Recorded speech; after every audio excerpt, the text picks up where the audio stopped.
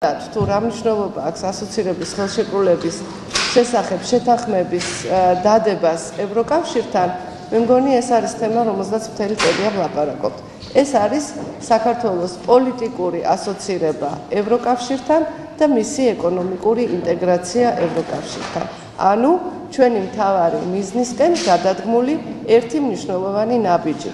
ხოლო ჩვენი მთავარი მიზანი, ესაც ხშირად გვითქვამს, არის საქართველოს დაბრუნება ევროპულ ოჯახში.